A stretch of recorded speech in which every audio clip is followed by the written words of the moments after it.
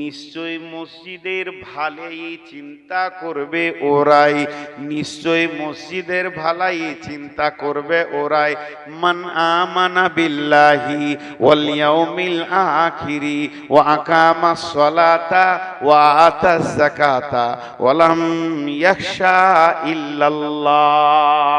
যার ভিতরে 5টা গুণ আছে, আল্লাহর উপরে ঈমান আছে, আখিরাতের উপরে ঈমান আছে, আর নামাজ পড়ে, যাকাত দেয় এবং আল্লাহ ছাড়া কাউকে ভয় সে করে না, এই লোকটা মসজিদের কমিটি হবে, মসজিদে দান করবি। যদি এই গুণগুলো না থাকে ও কি করবে? ও আল্লাহকে বেজ্জতি করবে, সমাজকে ভাগ করে দিবে, সমাজকে চুর চুর করে দিবে, ঝগড়া লাগাবে মসজিদে, আল্লাহকে বেজ্জতি করবে। এই টাকাটার দিকে তাকান। আমি এবার উদাহরণ দিচ্ছি এগুলো। ধরেন এই টেবিলটা আজকের জন্য, টেবিলটা এখানে পাতা হয়েছে, রেডি করা হয়েছে কোনো ব্যক্তির জন্য নয়, মসজিদের জন্য। এটা আল্লাহর জন্য পাতা হয়েছে। আর যতটি আমরা বসে আছি, উঁচাতে নিচাতে দাঁড়িয়ে আছি, যতটি সবটি আল্লাহর গোলাম। আমরা টাকা এখানে দিব। এই যে আমি টাকাটা দিতে আসছি, এখন দিইনি, টেবিলে পড়েনি, আমার হাতে আছে। আল্লাহ বলছে সন্তু মান আমানা বিল্লাহি, তোর আমার উপরে ঈমান আছে কি? তুই বল, যদি তোর ঈমান থাকে টাকাটা দে, বেঈমানের টাকা আমি নিব না। বেঈমান হালাতে যদি তুই টাকা দিয়ে দিস, তাহলে আল্লাহকে বেজ্জতি করবি। দ্বিতীয় নম্বর, মসজিদকে খেলতামাশার জায়গা মনে করবি, সার্কেসের মঞ্চ মনে করবি। শুধু তাই নয়, সমাজের ভিতরে ঝগড়া লাগিয়ে সমাজকে চুর চুর করে দিবি। আমি এবার আল্লাহকে বললাম, হ্যাঁ আল্লাহ, আপনার ওপরে ঈমান আছে, তাহলে টাকাটা দিচ্ছিস কাকে? কমিটিকে দিলি, গাঁওয়ালাকে দিলি, 10কে দিলি, সেক্রেটারিকে দিলি, ক্যাশিয়ারকে দিলি, না আমাকে দিলি? আমি দেখলাম দিতে গেলে তো আল্লাহকে দিতে হবে, আল্লাহ তোমাকেই দিলাম। পরক্ষণে আল্লাহ বলছেন ওয়াল ইয়াউমিল আখিরি, তোর কি কিয়ামতের দিনের ব্যাপারে বিশ্বাস আছে নাকি বল, তারপরে টাকাটা তুই ছাড়বি। এবার আল্লাহর কাছে আমি স্বীকারোক্তি নিলাম, হ্যাঁ আমার কিয়ামতের ওপরে বিশ্বাস আছে। তাহলে কিয়ামতের নাম কিয়ামত, কিয়ামতের নাম মাহশার, কিয়ামতের নাম ইয়াউম, কিয়ামতের নাম কারিয়া, কিয়ামতের নাম হাক্কা, কিয়ামতের নাম সালা, কিয়ামতের নাম কাসিয়া, কিয়ামতের নাম কারিয়া। কিয়ামতের গাদা নাম আছে, তার মধ্যে একটা নাম হলো ইয়াউমুল হিসাব। সেই দিনটা হলো হিসাবের দিন। তার মানে আজকে আমি কত দিলাম না দিলাম, আমাকে চুপ থেকে যেতে হবে। আমি টাকাটা আল্লাহকে ভরসা করে দিয়ে দিলাম, আমার মুখটা বন্ধ হয়ে গেল। আল্লাহ বলছেন কিয়ামতের দিনে এই টাকাটার হিসাব আমার সঙ্গে তুই বুঝে নিবি। তো আমাকে দিয়েছিস, এখন থেকে তোর মুখ আর বন্ধ হয়ে গেল, আর তুই মুখ খুলবি না। আমি কি করলাম না করলাম, এখন কমিটি এই টাকাটা নিয়ে যে খেয়ে নিল, উড়িয়ে দিল, জুয়া খেললো, ফেলে দিল, জ্বলে গেল, পুড়ে গেল, বানে ভেসে চলে গেল, আমার অ্যাকাউন্টের নাম্বার থেকে 1 পয়সা কাটলো না। আমার যে আমল নামা আছে ওখানে আমার 1000 টাকা 10,000 টাকা চাপানো আছে। যেদিন কঠিন কিয়ামতের দিন হবে, আল্লাহ এলান করে বলবে, হাসরবাসীরে তোদের কেউ কি কোনো পাওনা আছে, আমার কাছে চলে এসো, আমি পাইয়ে দিব। সেদিন আমি গলা ফাটিয়ে চিৎকার করে বলবো, মাবুদ আমি 10,000 দিয়েছিলাম, আপনি তো আজকে হিসাবের দিন হিসাব দেবেন, আল্লাহ আমাকে সেদিন বদলা দেবে। তার মানে আমাকে টাকা ফেলে দেওয়ার পর আর মুখ খোলা যাবে না কিয়ামত পর্যন্ত। আমি বলেছি 3টে রোগ, 3টে রোগের কথা বলেছি। যারা আল্লাহকে বিশ্বাস করে টাকা দেয় না, আখিরাতে যাদের বিশ্বাস নাই, তারা 3টে রোগ সমাজে দেখাবে। মসজিদটাকে সার্কেস মনে করবে, আল্লাহকে বেজ্জতি করবে, সমাজকে ভাগ করবে। মিলিয়ে দিচ্ছি দেখেন। হরিশ্চন্দ্রপুরে আমি ট্রেন থেকে নেমেছি, হাড়কাবাথানের একটা যুবক আমাকে আগিয়ে আনতে গেছে, দেখি খুব খুশি আমাকে, মুসাফ করে হাসছে যে আমি এসছি জালসা কমিটি। তো মোটর সাইকেলে চাপতে যেতে বলছে না, আগে মিষ্টি খান। খাবো না রে বাবা, সুগার যে রে বাবা, খান জোর করে বড় বড় রসগোল্লা খাই দে। তোর মোটর সাইকেলে পিছে আমি আসছি আর মনে মনে ছেলে কত ভালো রে, আলেমুল আমাকে ভালোবাসে, আমাকে মিষ্টি খাইলে, এই দিল তো খুব ভালো। রাস্তায় আসতেছে ওর বন্ধুর সঙ্গে দেখা হয়েছে, ওই জলসায় যাবি, এটা প্রধান বক্তাকে নিয়ে চললাম, আজকে জলসা জমে যাবে, চলে আসবি, দুটো মিষ্টি খাইলাম।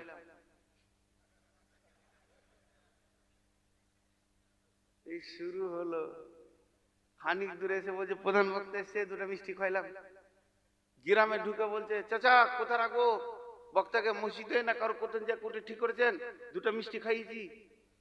আচ্ছা বলেন, আর মিষ্টিটা পেটে থাকবে?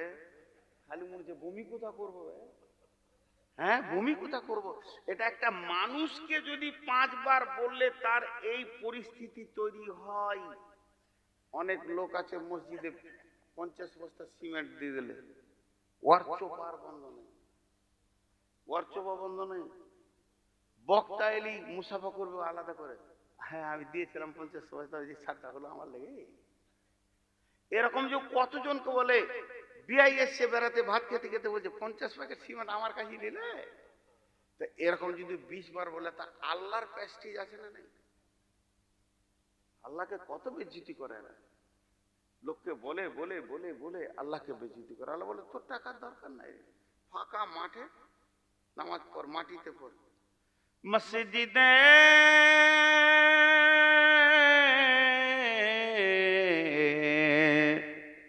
मरसियां खा है के नमाजी ना रही, यानी वो साहिबे औसाफे हिजाजी ना रही।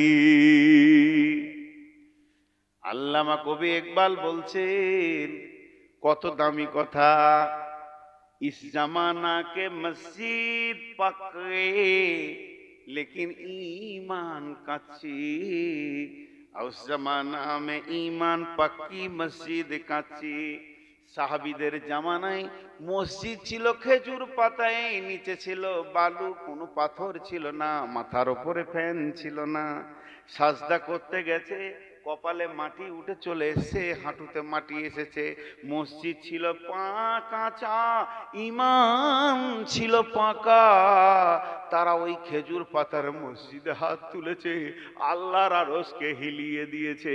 আজকের মসজিদ হয়েছে মার্বেল পাথরে, মাথার উপরে ফ্যান চলছে, এসি হয়ে গেছে, কিন্তু আমাদের নামাজের খবর ছাদ পর্যন্ত পৌঁছায় না। সব কটা ডুপ্লিকেট নামাজি মসজিদে ভর্তি হয়ে গেছে। আল্লামা কবি ইকবাল বলছে, মসজিদ পাকা হয়েছে কিন্তু ঈমান কাঁচা আছে। সেই জামানার মসজিদ কাঁচা ছিল, ঈমান এত পাকা ছিল, তারা হাত তুলেছে, আরশকে হিলিয়ে দিয়েছে।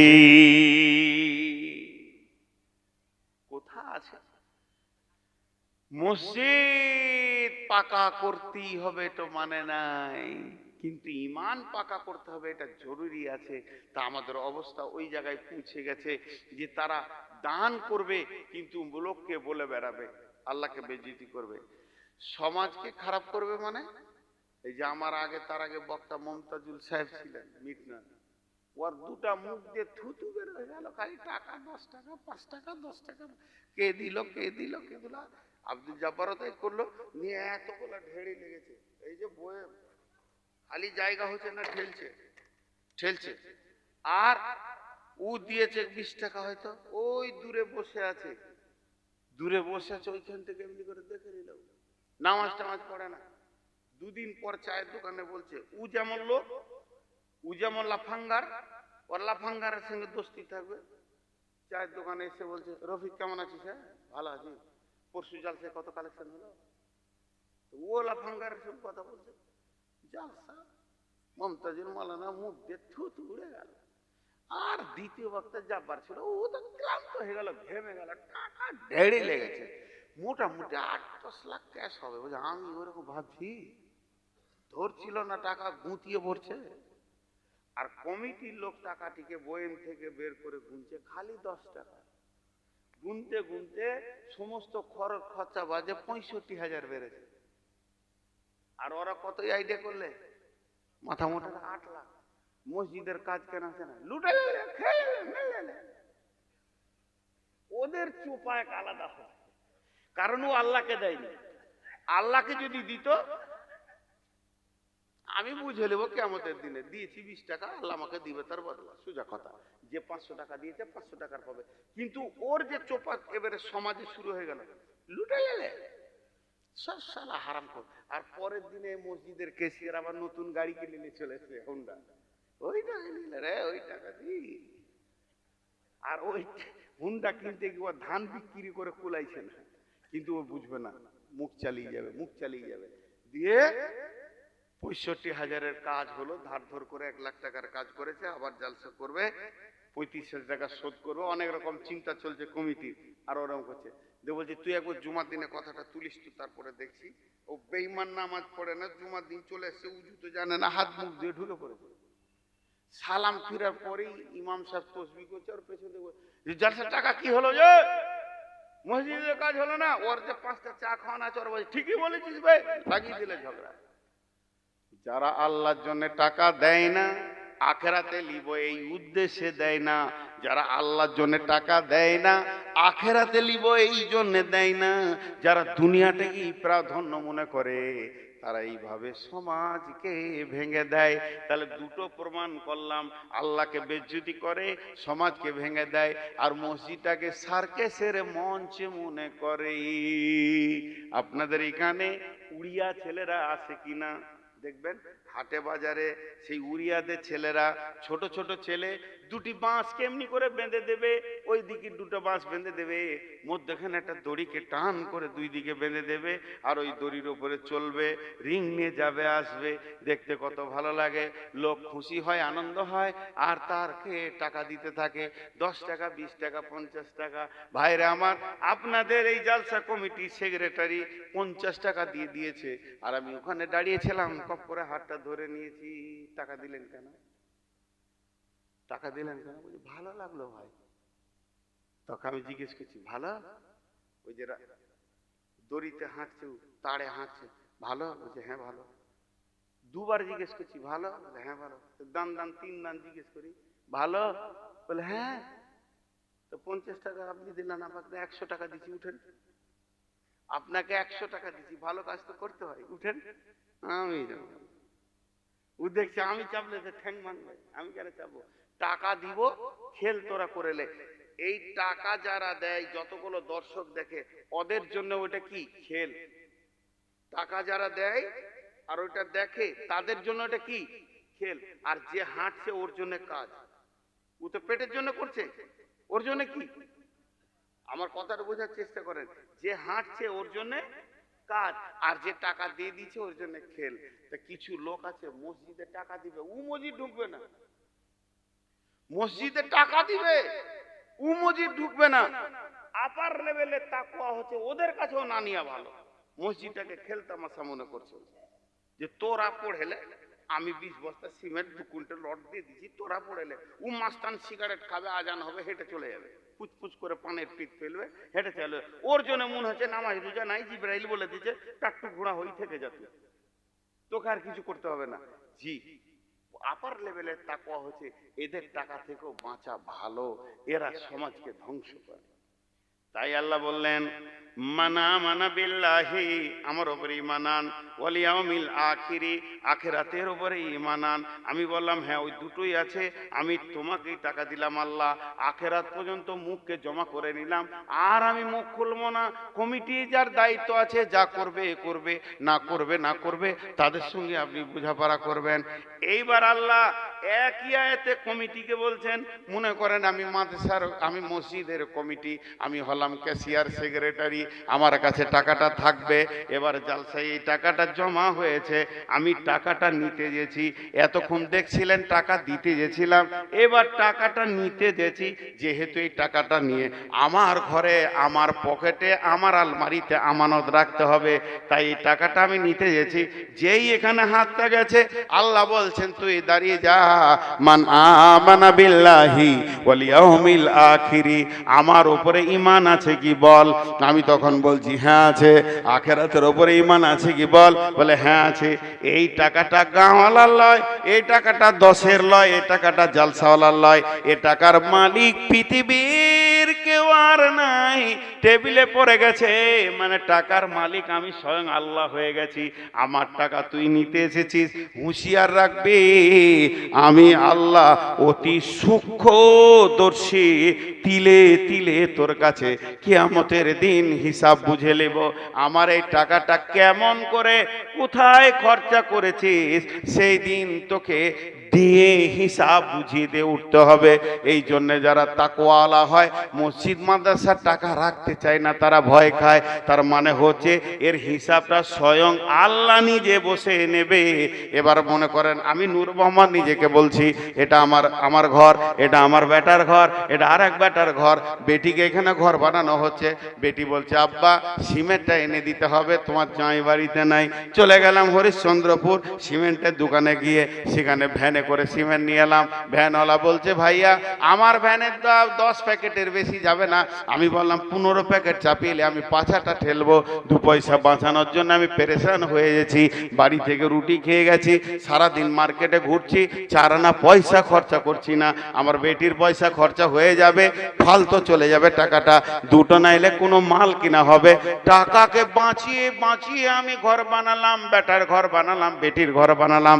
এবার মসজিদের কাজ শুরু হয়ে গেছে, রড আনতে চলে গেছি বহুত দূরে, 25 কুইন্টাল 60 কুইন্টাল রড একবারে নিয়ে আসবো। চলে গেছি কোথায়, মালদা, কিংবা চলে গেছি চাঁচলে, কিংবা চলে গেছি হরিশ্চন্দ্রপুরে।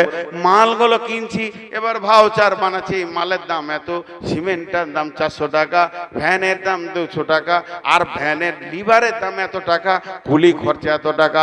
আর আমরা 4 জন গেছিলাম মাল আনতে, তার জন্য টিফিন খরচ হচ্ছে 4,500 টাকা। আল্লাহ বলছে আই হলার মাগো, তুই নিজের ঘর করবি তখন শুকনা রুটি খেয়ে করবি, আর বাজারে মুড়ি আর পানি ছাড়া কিছু খাবি না। আর আমার ঘর মসজিদ মাদ্রাসার কাজে যখন যাবি তখন ভাউচারে লিখবি টিফিন খরচ হয়ে গেছে 2,500 টাকা। আল্লাহ বলছে আয় হলার মাপবো। আমিও তিলে তিলে তিলে তিলে কিয়ামতের দিনে যখন মসজিদের ভিত থেকে নিয়ে রং করা পর্যন্ত তোর কাছে ভাউচার গুলো বুঝবো, সেই দিন যদি 1 টাকায় দাঁড় ওদার হয়ে যায়, তোর পিঠে চামড়া থাকবে না, তোর অবস্থা নাজেহাল করে দিব। অতএব আমার উপরে ঈমান থাকলে মসজিদের টাকার দায়িত্ব নে, আখিরাতের উপরে ঈমান থাকলে লে। তারপর 3 নম্বরে হলো দান করনেওয়ালা, মাল রাখনেওয়ালা। ও আকামাস সালাতা, তোদেরকে নামাজি হতে হবে, বেনামাজি হলে চলবে না, বেনামাজি চলবে না। ও আকামাস সালাতা, মসজিদ কমিটি বেনামাজি হওয়া যাবে না। আপনাদের এলাকায় মসজিদ কমিটি বেনামাজি আছে? জুমা পড়ে না এমন আছে? আহা, তুমি পাটির জ্বলে আর গায়ের বলে এখন মসজিদ কমিটি হয়েছ। সূরা আল ইমরানটা খুঁজে দেখবে, খাসির চামড়া যেমন খালায় জাহান্নামে ওরকম খালাবে তোকে। সেই দিন সব ঠান্ডা হয়ে যাবে, তোর গোষ্ঠী বংশ কেউ যাবে না তোকে যখন খালাবে। এখন যদি তোকে কমিটি থেকে মাদ্রাসা থেকে বের করে দেওয়া হয় মসজিদ থেকে, তোর বংশ গোষ্ঠী বলবে আর যাব না ওই মসজিদ, আর যাব না ওখানে। আমাদের ভালো ছেলেটাকে বের করে দিলি আর নামাজ পড়ে না, আল্লাহ শর্ত করছে তোকে নামাজ পড়তে হবে, আর মালদার হলে যাকাত দিতে হবে। ওয়াতাজ যাকাতা, তাহলে 4টা হয়ে গেল। আল্লাহর উপরে বিশ্বাস, আখিরাতের উপরে বিশ্বাস, নামাজ পড়তে হবে, যাকাত দিতে হবে। আর 1 নম্বরে শেষ নম্বরটা হলো আল্লাহ ছাড়া কাউকে ভয় করা যাবে না। আল্লাহ ছাড়া কাউকে ভয় করা। একটা সত্য ঘটনা শোনাবো, যেখানকারই হোক। মসজিদের ধান টান বিক্রি করে জালসা করে আজকের দিনই মনে করেন ধান, আজকে ক তারিখ? 4 তারিখ। আর সভাপতি রাখা যাবে নাকি? রিটায়ারমেন্ট মানুষ আপনারা, ভুল বলবেন, চিন্তা করেন। হ্যাঁ,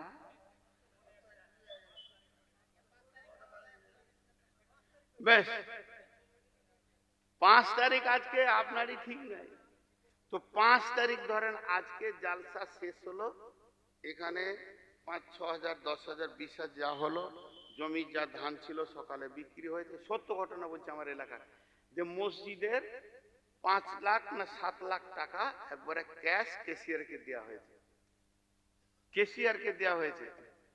আজকে ধরেন বুধবার, আমি মঙ্গলবারই বলছি, মঙ্গলবার রাতে ওকে 7 লাখ টাকা ক্যাশ বুঝিয়ে দেওয়া হয়েছে। আর বুধবার দিন বিকালে ওর বেটা একটা বড় হুন্ডা গাড়ি কিনে নিয়েছে, কি বলে গাড়িটা ছিল আগে, সুজুকি সামরা ছিল, কিনে নিয়েছে, গায়ে গায়ে ঘুরছে নিউ। তো গায়ের লোক শুরু করে দিলেন, ও কিনবে না তো কে কিনবে? হালাকে ও বাপের একটা বেটা, তো ওর গাড়ি কেনার ইতিহাসটা ওর কাছ থেকে শুনলাম, ওকে আমি ধরলাম, সত্য ঘটনা। গাড়িটা কততে নিলি? সেই যুগে 15 বছর আগেকার কথা বলছি। বলছে আব্বার কাছে জিদ করে করে, দাম ছিল 95, তখন হুন্ডা গলা ছিল 50-এর নিচে। আব্বার কাছে জিদ করে করে 50 দিলে তার দেয় না, তো নানার কাছ থেকে খানিক টাকা নিয়ে এলাম, নানা খানিক দিলে, তার নানির কাছে খানিক দিলাম, খালা খানিক দিলে, মামার কাছে, 5 জায়গায় নিয়ে গাড়িটা কিনেছে। গায়ের লোক কি শুরু করে দিলে, ও কিনবে না তো কে কিনবে? এইটা ওর বাপের কানে পড়ে গেছে। হালাকে ওর বাপ ও হাজি সাহেব মানুষ। সত্য কথা বলতে লোকটার একটা বৃহৎ গুণ, আমানতের খেয়ানীতি করে না, যে টাকাটা দেবেন ওই টাকাটা দিবেন। আপনি 10 বছর না নেন তো ওই টাকাটা জং ধরে যাবে, তাও ভালো, কোনো টাকা দেবে না, এটা ওর অভ্যাস। এইটা যখন ওর কানে পড়লো, গোটা গাঁ বলছে ওর বেটা গাড়ি চাপবে না তো কে চাপবে? জুমার দিনে এসে জুমার নামাজের পর উঠে দাঁড়িয়ে বলছে, টাকা কটা ব্যাগে করে নিয়ে ভাই আপনাদের মসজিদের টাকার হিসাব বুঝেলেন, কত টাকা দিয়েছিলেন নোটগুলো দেখেলেন, যেমন করে আপনারা গুছিয়েছিলেন আপনারা গোছগুলো দেখেলেন। আমার মতো দুর্বল মানুষের এই হিসাব রাখা আর মসজিদের দায়িত্ব নেওয়াটা ঠিক হবে না, আমি পারছি না, আমার মাথা কাজ করছে না, আপনারা বুঝেলেন। এই লোকটাকে এই লোকটাকে এই লোকটাকে আল্লাহ বলছেন ওলাম ইয়াকশা ইল্লাল্লাহ, গায়ের ইঁদুরেরা কুটকুট কুটকুট কুটকুট করে তোর কাটছে, তার জন্যে তুই টাকাটা জমা দিস না। তুই আর আমি আর তুই, আমরা দুজনে জানি তুই ভালো, তুইও জানিস যে আমি আল্লাহ রহমতে বেঈমানি করিনি। তুই আল্লাহকে যখন ভয় করে নিয়েছিস আর বাকি কাউকে ভয় করিস না, ওরা যত বকবে বক, তুই এই সেক্রেটারি পদটা ছাড়বি না, ক্যাশিয়ারি ছাড়বি না। তোর দ্বারা যদি আমানতি থেকে যায় তুই দম ধরে আমানতি নিয়ে থেকে যাবি, কিন্তু এটাকে আর পরিবর্তন করিস না। একে বলছিলাম একশা ইল্লাল্লাহ, তো আল্লাহকে ভয় করেছিস, তা আবার কাকে ভয় করতে যাবি? ও যা বলছে বলুক, বলে কান করিস না, তোকে তো হিসাব আল্লাহকে দিতে হবে, ওকে তো দিতে হবে না। আর একটা কারণ, ভারতবর্ষে যা সিচুয়েশন, মসজিদ করতে গেলেই ঝামেলা, না ভয় করে না। জি, এক রাতে একটা মসজিদ হয়েছে আমাদের ওখানে, জায়গাটার নাম খুজিটিপাড়া, বীরভূম জেলা, নানুর থানা, সব ঠিকানা বলে দেব। তখন এত জালসা আমি করতাম না, একটা মসজিদের ইমাম ছিলাম। তো মসজিদ, আমি যে মসজিদের ইমাম, ওখান থেকে 5-7 কিলোমিটার দূরে মসজিদটা হয়েছে। ছোট্ট বাজার, ছোট্ট বাজার, যেমন আপনাদের ভালুকা যেমন বাজারটা আছে ওই রকম ধরেন, নাম খুজিটিপাড়া, হিসাব করে বলছি। শীতের সময় জোহরের নামাজ পড়ে আমি ভাত টাত খেয়ে রোদে তাপে শুয়ে আছি, আর একটা বুলেট নিয়ে দুটো ছেলে আসলো, মৌলানা সাহেব আছেন? বলে হ্যাঁ আছি। বলে আসেন একবার খুজিটিপাড়া যেতে হবে। কেন গো? বলে আসেন তো, পরে বলছি। দিয়ে বুলেটের মাঝে আমাকে বসিয়ে নিয়ে, দুজনে তো একজন গাড়ি চালাচ্ছে আর একজন যাচ্ছে, দিয়ে যেতে যেতে যেতে যেতে বলছে যে আজকে খুজিটিপাড়াতে একটা মসজিদ হবে, এই উদ্বোধনী হবে, আপনাকে থাকতে হবে, তবে অবস্থাটা খুব খারাপ, মানে একদল করতে দিবে না, এরকম পরিস্থিতি তৈরি হয়েছে, কিন্তু আপনি ভয় করবেন না, আমরা আগে মরবো তারপর আপনি মরবেন। ঘটনা তাই, সত্য ঘটনা বলছি। আমি ছিলাম, মরবো বলার কারণ আছে। এবার বলি, ইস ঘর মে আগ লাগি হ্যায় ঘর হি কি চিরাগ সে। কালকে বক্তব্য রেখেছি, মুসলমানদের দুশ্মন হলো মুসলমান। পঞ্চায়েত প্রধানের নামটা বলবো না, মুসলমানের বাচ্চা মুসলমান সেই বাধাটা আগে দিয়েছে এবং ওই এলাকার হিন্দু ছেলেদেরকে উত্তপ্ত করে দিয়েছে, মসজিদ হতে দিস না। মুসলমানের বাচ্চা বলেছে, আমি নাম করে বলে দিতে পারবো, কারণ আমি ওটার সাথে যুক্ত। ঘটনাটা ছোটখাটো ঘটেনি, হাসির কথা লয়। একটা পুকুর আছে ওই বাজারটাতে, পুকুরে 53টা অংশ আছে, 52টা মুসলিমদের, একটা হিন্দু। আর মেন রোডের ওপরে পুকুরটা, তার 53 জন দোকানের জায়গা পেয়েছে, ওর একটা আছে। সব মুসলিম যুবকেরা এক হয়ে বলেছে এই মার্কেটে একটা মসজিদ নাই, তা মসজিদ করব। বলছে চল কাকুর কাছে যাই, ও জায়গাটা যদি বেচে তো হবে। দেখেন একটা হিন্দুর ব্যবহার দেখেন, মাইকে বলছি হিন্দুর ব্যবহার দেখেন। ওকে গিয়ে বলেছে কাকু ওখানে জায়গার দাম তো খুব বেশি, তা আপনাকে কি লাগবে বলেন, ওটা আমাদেরকে দেন, আমরা মসজিদ করব। আপনি আর ওখানে থেকে কি করবেন, আমরা সব দোকান করেছি তো এক দুবার নামাজ পড়বো। তো হিন্দু লোক, মাইকে বলছি রেকর্ড করেন, উনি নিজে বলছেন তোরা যদি মসজিদ করিস আমাকে যা দিবি দিবি, না দিবি না দিবি, যা কর। কবে রেজিস্ট্রি করবি বল, আমি রেজিস্ট্রি করে দেব। আর যদি তোরা দোকান করিস কে ব্যক্তিগত লিস, তাহলে আমি দাম বলবো 3 লাখ 5 লাখ 7 লাখ কাটা লাগবে। 3 কাটা জায়গা আছে ওর, 3 কাটা জায়গা, আবার পুকুরের অংশ। ধর এরা বলেছে না আমরা মসজিদ করব, কথা দিলাম। ও বলছে আমিও কথা দিলাম, হিন্দু হলো রেজিস্ট্রি করে দেবো। যা রেজিস্ট্রি দিন করতে যাবে, সেই দিন এই মুসলমানের বাচ্চা পঞ্চায়েত প্রধান ওকে বাধা দিচ্ছে রেজিস্ট্রি করিয়ে। বলেন কে দুশ্মন কার? তো এখন ও বলেছে আমাকে যদি মেরেও দিস আজকে রেজিস্ট্রি করে আসে। রেজিস্ট্রি করে এলে হয়ে গেল, এবারে মসজিদ করবে, হতে দিবে না। 2 ধার উত্তপ্ত হয়ে গেল। ডেপুটেশন দিলে এরা পঞ্চায়েতে যে প্রধানকে থাকতে হবে, আমরা কোনো ডেপুটেশন দেবো। সেই দিন যেদিন ডেপুটেশন দেয় সেই দিন আমাকে নিয়ে গেছে পঞ্চায়েতের পাশি পঞ্চায়েত বারান্দায় মাইক দিয়েছে, 2 মিনিট কথা বলতে হবে, মসজিদ কি বা কেন। আমি কথা বলতে শুরু করেছি আর দুদিকে ছেলেরা সব দাঁড়িয়েছে, কোনো ভয় করবেন না। বোম ফাটাফাটি হয়েছে, বহু বড় ঘটনা। এই চলছে, একদল মারছে চলে যাচ্ছে, আরেক দল আসছে। এই মহড়া চলতে চলতে হতাহত হয়েছিল, কিন্তু কেউ মার্ডার হয়ে যায়নি। যখন রাত 1:30টা আর্মি নেমেছে, আর্মি 3-4 বড় বড় গাড়ি আর্মি নেমে গেছে, পুলিশ থানা 6 লাখ এলাকা, বোমের ধোঁয়াতে কিছু দেখা যাচ্ছে না, কিন্তু এরা জিদ করেছে আমরা মসজিদ করবই।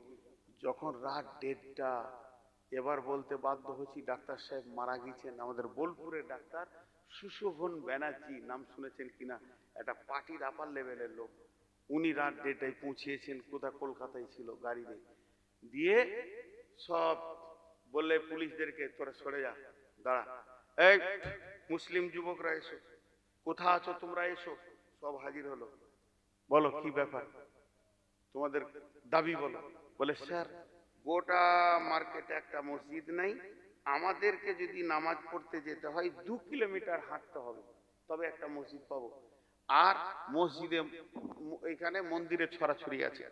তখন উনি বললেন যে ঠিক বলেছো তো? বলে হ্যাঁ। উনি বললেন সমস্ত এত পাওয়ার ছিল, এমন কি উনি বিরাট একটা কমিটি, রেল কমিটিতেও আছে, তিনি মারা গেছেন।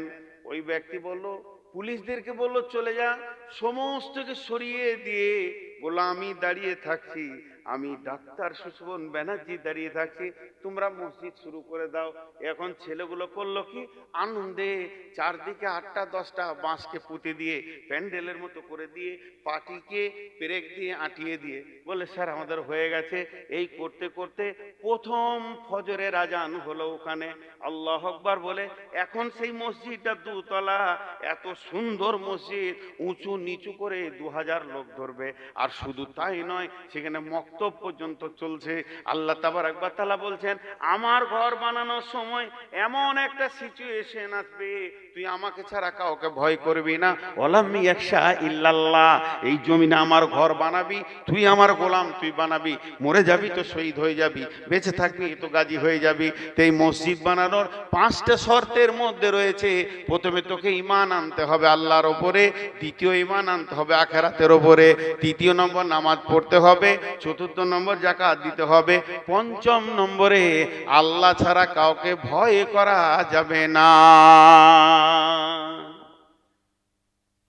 5 তারিখ হয়ে গেছে, তাই উঠে পালাইছে নাকি? আল্লাহু আকবার। একটা বাজতে চলো গো।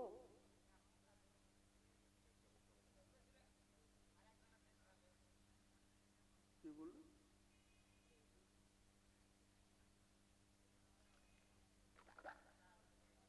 উঠিয়েন না, আপনারা যদি উঠেন তা আমি আগে উঠবো। আর বেশিক্ষণ লয়, একদম 10 মিনিটে ছেড়ে দেবো ইনশাআল্লাহ। ভাইরে, 390 সুগারটা শুনলেন যে এটা বলছেন? বলেন, আমি যদি আপনার সন্তান হতাম বা ভাই হতাম কি বলতেন? আজকে যদি আমি আপনার সন্তান বা ভাই হতাম তো এটা বলতেন? হ্যাঁ, আমি আর দুটো হাদিস আপনাদের সামনে পড়েছি, বলে দিই। বিসমিল্লাহির রহমানির রহিম। ওয়াজাহারাতিল আসওয়াতু ফিল মাসাজিদি। আল্লাহ নবী বলছেন, এমন একটা দিন আসবে রে, মসজিদে জোরে জোরে দুনিয়ার লোকরা গল্প করবে। মসজিদে জোরে জোরে গল্প করে কিনা? আপনাদের গায়ে করে? এমন চিল্লিয়ে গল্প করবে, অথচ ওই লোকটাকে ডাক্তারখানা নিয়ে যাও, ডাক্তারের চেম্বারে যখন পর্দার ভিতরে যাবে তো ফিস ফিস করে কথা বলবে। থানার বড় বাবুর সামনে ফিস ফিস করে কথা বলবে। এদের দাম বেশি না আল্লাহর দাম বেশি? তো মসজিদে জোরে জোরে চিল্লিয়ে কথা বলবে। আবার এমনও মুফতি আছে, যদি বলা হয় জোরে চিল্লাইও না, বলে একটু জিজ্ঞাসা করছি মাখনার দাম কি দিয়েছে, এটা তো দুনিয়ারে ভাই, তো বলবে এটা করা দুনিয়া কাজ করাও তো আল্লাহ বলেছেন রব্বানা আতিনা ফিদ দুনিয়া হাসানা, সংসার করাও তো ইবাদত। বন্ধুরে আমার, সংসার করা ইবাদত ঠিক আছে, ক্রিকেটের ময়দানে ফুটবল খেলা যাবে না, ফুটবলের ময়দানে ক্রিকেট খেলা যাবে না। এক একটা খেলার এক একটা জায়গা আছে, এক একটা ইবাদতের এক একটা জায়গা আছে। মসজিদের ইবাদত মসজিদে হবে, ঘরের ইবাদত ঘরে হবে।